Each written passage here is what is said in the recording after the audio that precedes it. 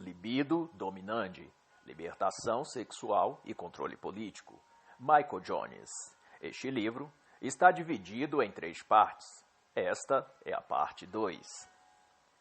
Em outubro de 1885, enquanto Freud estudava neuropatologia com Jean-Marie Charcot, toda a França era varrida por uma onda de teorias e análises sobre conspirações, tramas e articulações secretas, das quais se acusavam especialmente os maçons, os judeus sionistas e os Illuminati. Porém, ninguém conseguia distinguir em tudo isso onde começava e onde terminava a influência de um e outro grupo, ou em qual existia ou não existia em concreto.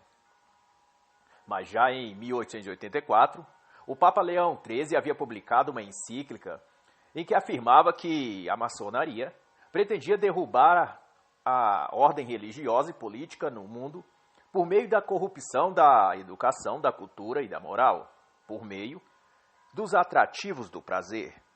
E, por volta do ano de 1900, enquanto o livro A Interpretação dos Sonhos de Freud era impresso, a psicologia ganhava um aspecto de nova ciência, um novo método de exposição que, em vez da contemplação da verdade, como era típico da filosofia clássica, criava para si um sistema de análise ou interpretação da realidade baseado muito mais na introspecção, a partir do indivíduo olhar para si mesmo e, a partir dos seus próprios sentimentos, anseios, desejos, avaliar a vida, definir o seu rumo, entender o mundo.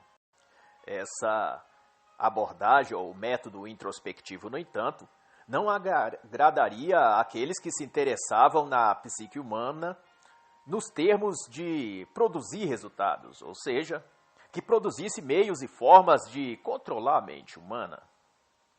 Então surge em cena John Broadus Watson, jovem professor de Greenville, na Carolina do Sul, que mais tarde vai abandonar sua formação religiosa batista e abraçar de vez a ciência da psicologia, devotando-se a teorias e métodos que controlassem a mente das pessoas.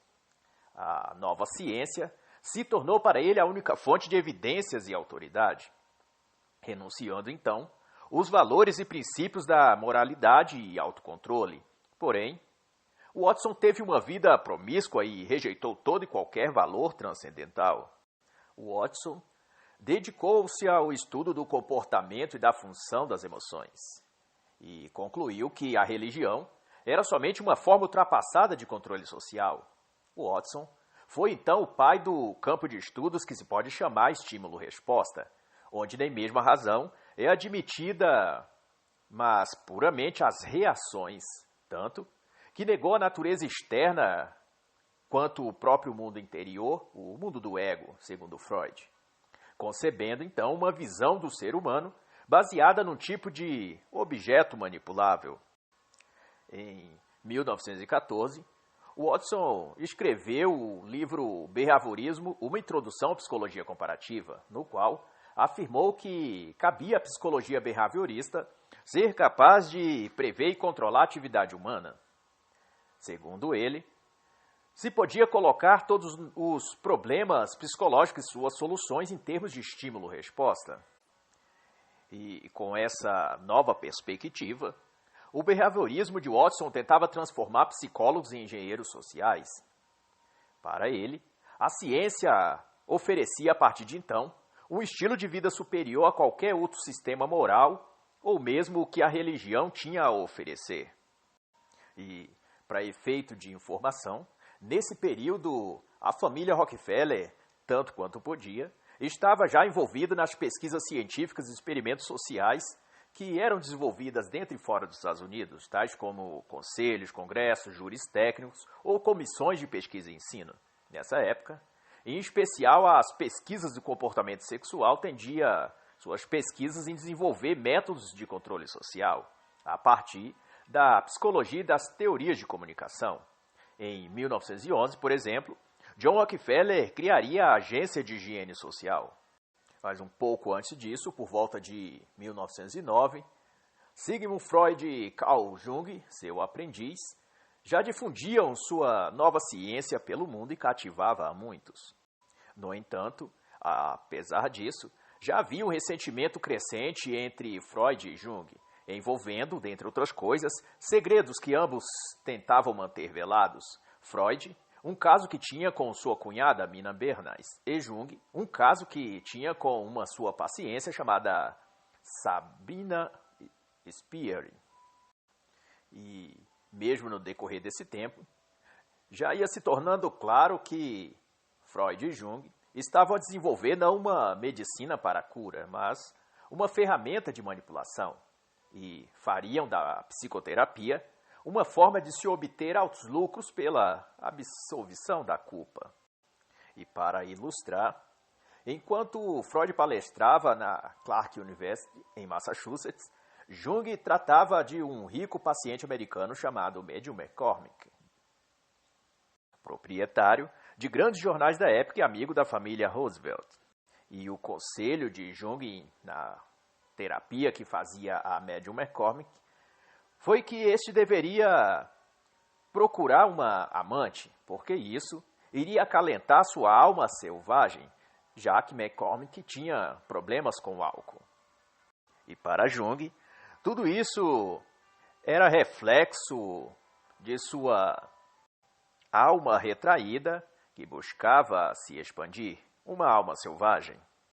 E enquanto Jung tentava estender ao máximo sua terapia com McCormick, prevendo altos lucros, Freud juntava-se a alguns homens influentes na intenção de criar uma sociedade secreta, que, nas palavras do próprio Freud, tinha o objetivo de cuidar do progresso futuro e defender a causa da psicanálise. Vale ressaltar aqui que, quando era jovem estudante, Freud e Nietzsche corresponderam-se por carta, e alega-se que Freud recebeu grande influência de Nietzsche. Outro fato relevante é que, ao que tudo indica, a psicanálise de Freud tinha muita semelhança com as técnicas de controle mental Illuminati preconizada por Adam Weishaupt. Ambos fizeram uso da doutrina maçônica das duas verdades, que é o conceito de que o adepto sabia, ou poderia saber, não era a mesma coisa conhecida pelo controlador. E isso está disposto na parte 1 deste livro. Para efeito de comparação, conforme Christian Thomasis disse, falando do Iluminismo em 1691, a nova descoberta de uma ciência bem fundamentada, capaz de reconhecer as coisas ocultas nos corações de outros homens, mesmo contra sua vontade, a partir dos detalhes de suas conversas diárias, o que indica, entre outras coisas, que a psicanálise, assemelhando-se a esse método Illuminati, eram então verossímeis. E se isso for verdade, a psicanálise não era uma terapia, mas uma forma de controle psíquico. E mais adiante, em 1933, as teorias de Freud já tinham invadido a América, e Walter Lippmann fora um dos mais convertidos entusiastas do Evangelho de Freud. Nomeado editor assistente do jornal New Republic, tornou-se o catalisador de uma nova ideologia chamada Novo Liberalismo. E o freudismo, graças a Lippmann, espalhou-se entre os intelectuais e entre os esquerdistas americanos, especialmente numa região de Nova York chamada Greenwich Village, que será marcante na trajetória de muitas outras personalidades. Dali por diante, e por intermédio dessas teorias freudianas, seus difusores remontavam às ideias de libertação sexual através da indulgência sexual que os ensinos de Freud concedia. E, sob a bandeira da liberdade de expressão em questões sexuais, criou-se pelas mãos de Ed Bernays, sobrinho de Freud, uma verdadeira indústria da propaganda, da mídia de massas e das relações públicas. Bernays chegou a dizer em sua obra de 1928, chamada Propaganda, que somos dominados por um grupo relativamente pequeno de pessoas que compreende os processos mentais e padrões sociais das massas. Mas, semelhante a Freud, as teorias de Jung também faziam fama. E no auge do sucesso das teorias junguianas e de seu método de tratamento semelhantes ao de Freud, Edith Rockefeller se apresentou em Zurique, na Suíça, para se tratar com Jung de uma depressão advinda da morte de sua filha Editha. Jung já havia tratado 5 anos antes o marido de sua irmã, Matthew McCormick, e viu na família Rockefeller uma fonte potencial de financiamento de seus estudos e pesquisas.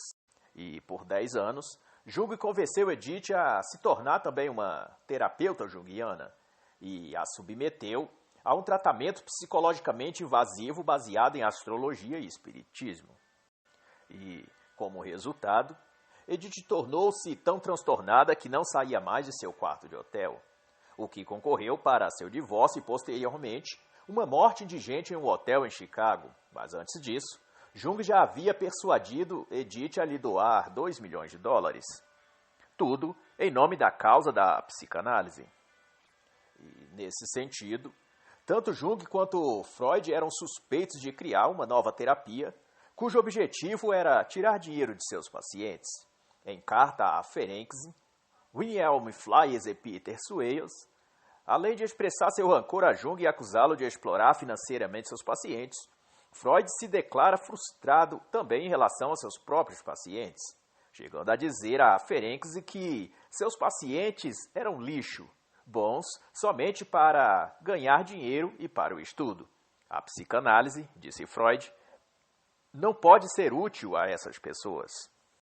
E um caso emblemático referente a isso foi o caso de Anna von Leben, em que Freud chegou a admitir exercer um controle psíquico sobre ela, prolongando seu estado psicológico por meio de intermináveis sessões diárias de terapia. E o objetivo não era a cura, mas o controle para o ganho financeiro.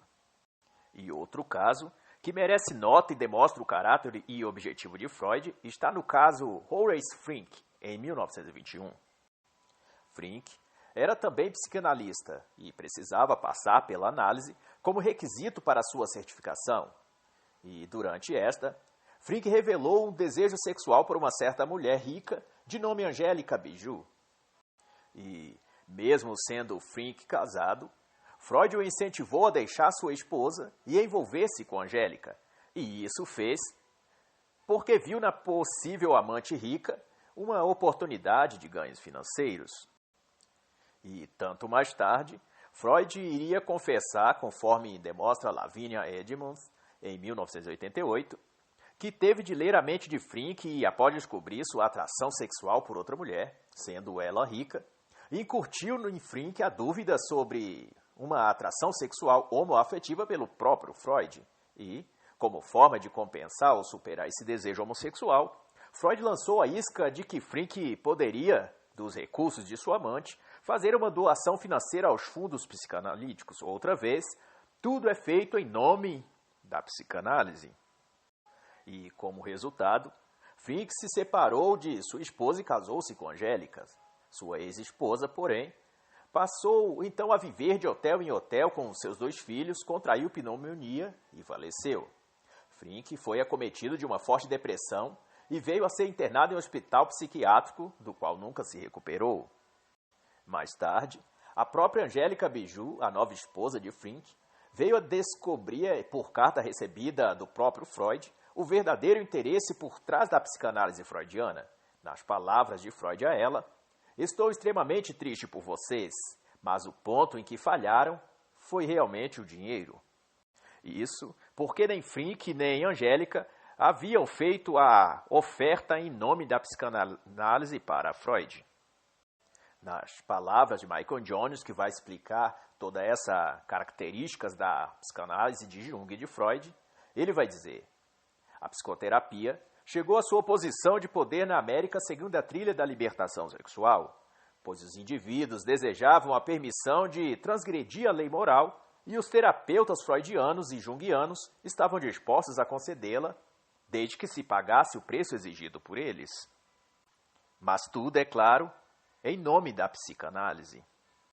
O ano agora era 1914, e nesse período, Margaret Sanger, recém-casada com William Sanger, chegou com seu marido a Greenwich Village, em Nova York.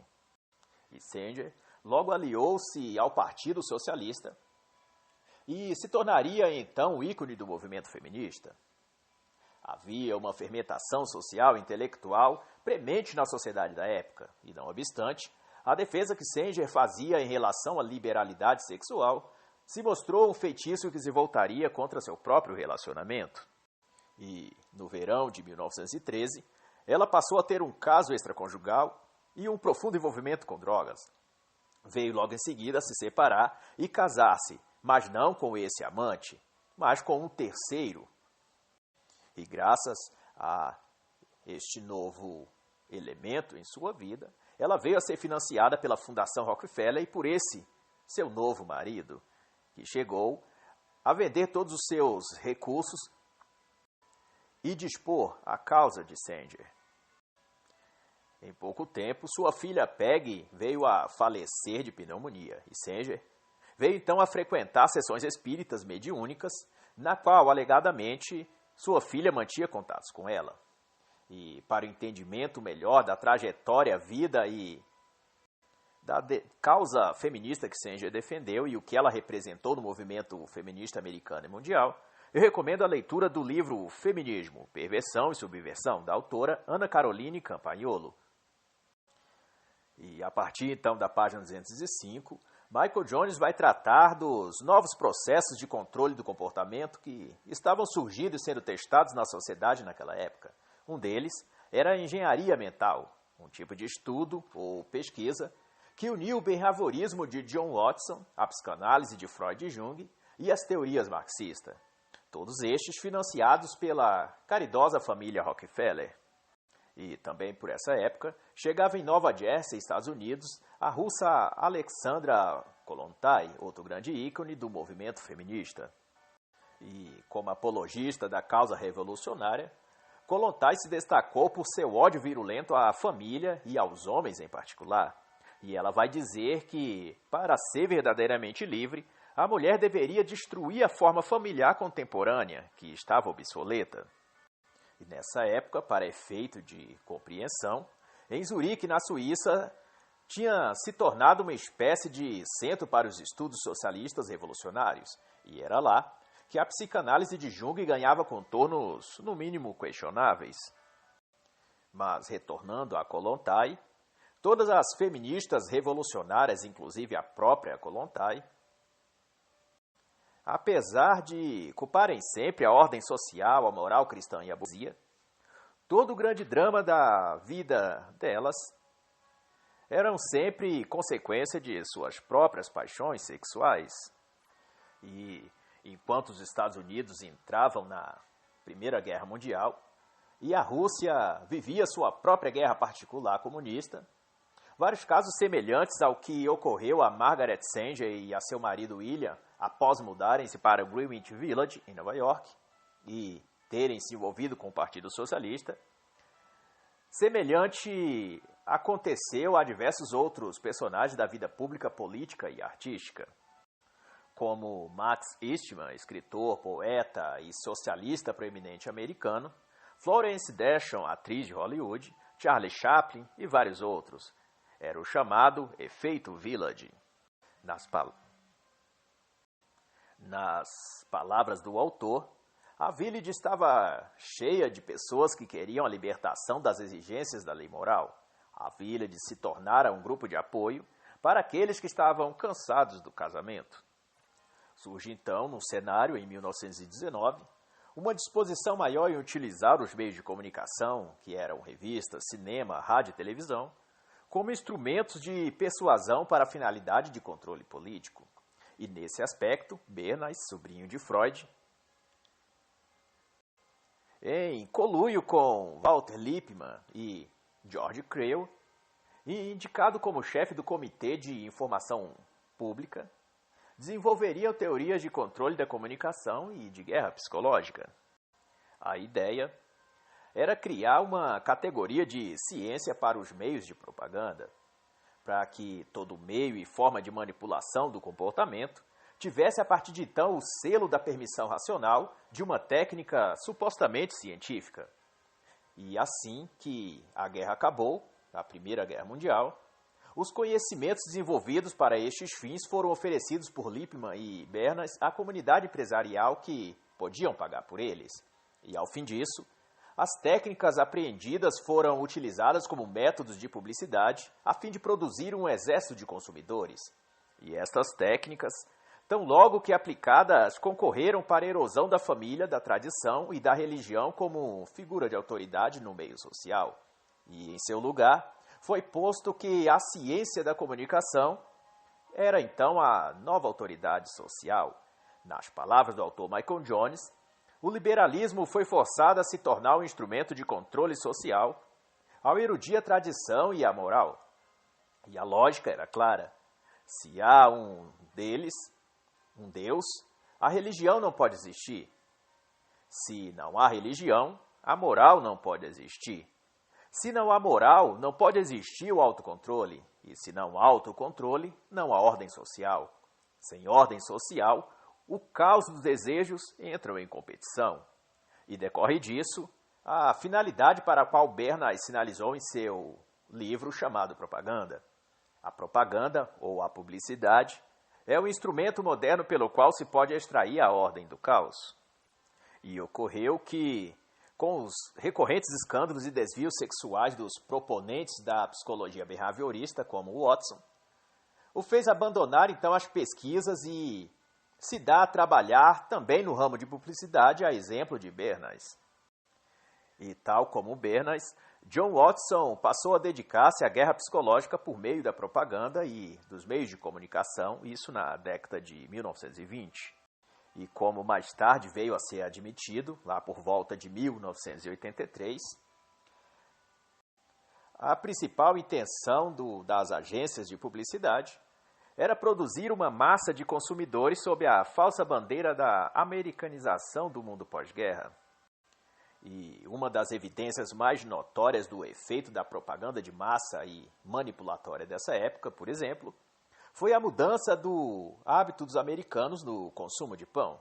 Em poucos anos, o produto que era tradicionalmente produzido e consumido de forma caseira, como um quesito da união familiar ao redor da mesa, foi abruptamente dos 10% que era produzido e consumido fora dos lares, nas padarias e fast foods, para 60%. E esse índice foi reduzindo ainda mais no decorrer dos anos. Outro exemplo, também citado pelo autor, foi o dos cigarros ou charutos. Em 1904, o valor da produção de charutos era 13 vezes maior do que dos cigarros. Os charutos eram consumidos prioritariamente por homens e tinha atrelado a ele um estigma cultural ligado à vida no campo. Com a guerra da propaganda, os consumidores foram persuadidos de que os cigarros eram modernos e os charutos não eram. Daí, as gerações de homens e mulheres que se seguiram optaram pelo consumo de cigarros para se sentir participantes de uma conduta social vanguardista e atualizada. Ninguém queria sua imagem ligada a um produto rústico e cafona. A moda era os cigarros, não sabendo que tudo era apenas uma propaganda. E uma observação que o autor vai fazer na página 281 é de que o behaviorismo pespontou como uma nova ciência do comportamento na década de 1920, e seus precursores, como John Watson, eram os agentes perfeitos para inserir seus métodos de guerra psicológica em grande escala na indústria da publicidade. A publicidade, observa o autor, tornou-se logo um laboratório no qual o mundo empresarial testava as alegações dos behavioristas contra a realidade da natureza humana. E, por volta de 1922, a psicologia behaviorista, a publicidade de massa e a disposição liberal sexual resgataram o pensamento racionalista pautado em Kant, Nietzsche e Schopenhauer, e não faltaram vozes vociferantes contra a fé cristã, contra a moral religiosa e contra os princípios da família. E na esteira de tudo isso, começou-se a propagar junto a tudo que de ruim já se havia no veio social do povo americano, as conceituações nos moldes, como ainda vemos hoje, de lei do homem branco ou moral do homem branco, isso se referindo ao racismo, à guerra entre brancos e negros, que ganhava agora contornos de revolução social comunista e de liberação sexual. E um personagem que marca esse fato, esse momento da história, é Claude McKay. Este, um jamaicano emigrado para Nova York, poeta, comerciante falido, negro e homossexual. McKay tinha contato com o preconceito racial nos Estados Unidos e, embora em um grau muito menor, desenvolveu não apenas uma aversão ao branco ocidental, mas também tentou fazer disso, da questão da discriminação racial, um meio dele próprio enriquecer. E as considerações de Michael Jones sobre isso será de que, em certo sentido, McKay precisava da situação racial nos Estados Unidos para justificar sua rebelião contra a lei moral. E, embora colocasse a culpa de suas frustrações pessoais e sexuais na comunidade de héteros brancos da classe média, certamente seus dissabores tinham mais a ver com sua dura convivência com seu pai, um homem rígido e cristão exigente do segmento presbiteriano calvinista. E vai dizer o autor, embora exagerados tenham sido todas as alegações de McKay quanto ao racismo e à discriminação que ele próprio sofreu, a culpa, porém, não poderia ser atribuída aos brancos, já que o seu pai, que lhe causou todas as suas frustrações, era negro. E nem também a culpa poderia ser lançada, como ele fez, ao povo americano, já que o seu pai era jamaicano e lá vivia, na Jamaica. Mas toda a história, do início ao fim, da vida de Claude McKay pode ser vista neste mesmo livro, nas páginas 285 a 317. E, passando ao movimento bolchevique na União Soviética, em 1920, estes foram prósperos no que diz respeito à liberação sexual. Contudo, tendo colhido os frutos disso, filhos ilegítimos, deixados às custas de mulheres e mães abandonadas, doenças venéreas, as próprias mulheres tinham agora muitas dúvidas com relação à grande promessa de paz e prosperidade prometida pelo comunismo. Se desconfiava, agora, de todas as promessas que agentes do caos como a Alexandra Kollontai haviam feito às mulheres em toda a Rússia. Tanto que, a partir de 1922, a própria Kollontai já era mal vista por seus próprios correligionários, pelo próprio povo russo, tendo sido enviada ao exílio diplomático em Oslo. Ela havia perdido seu status de ministra do governo revolucionário e tudo o que ela representava em termos liberais de sexo e de conduta sexual era então hostilizado por causa de tudo que havia trazido de ruim para o povo russo. O próprio Lenin chegou a declarar que a disseminada hipertrofia de tudo o que é sexual não dá alegria e força à vida, mas apenas a destrói. E a conclusão de Michael Jones sobre isso será que o sexo liberto da ordem moral leva invariavelmente ao caos social e ao horror pessoal. E o caos social foi sempre a desculpa de que o tirano precisa para impor sua própria forma de controle no lugar da ordem moral que houvera sido extinta.